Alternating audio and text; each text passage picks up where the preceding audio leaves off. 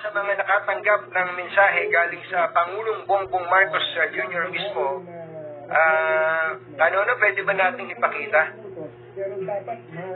Pakita natin yung message ni Pangulong Bongbong Marcos na na-access po natin ngayon lang kay hindi ko na masabi. Hindi ko na masabi kung kanino pinadala. Ano po? Ito po yung parte ng mensahe ng Pangulong Bongbong Marcos sa mga House leaders. In the larger scheme of things, Sara is unimportant. So please, do not file impeachment complaints.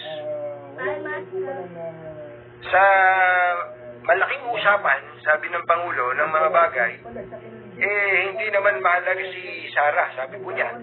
So please, do not file impeachment complaints. Huwag maghain ng impeachment complaint. Ang tinutukoy po kay VP Sara. Bakit daw po? It will only distract us from the real work of governance.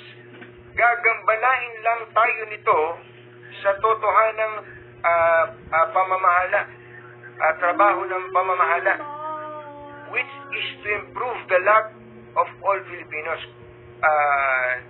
Na yun ay ang paunlarin ang mga lahat ng mga Pilipino. Sana maging malinaw itong mensaheng ito ng Pangulong Bongbong Marcos sa House leadership. Ano po, mga kababayan?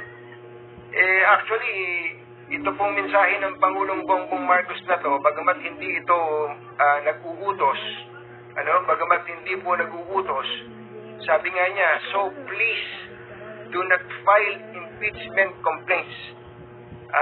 Huwag maghain ng reklamo ng impeachment.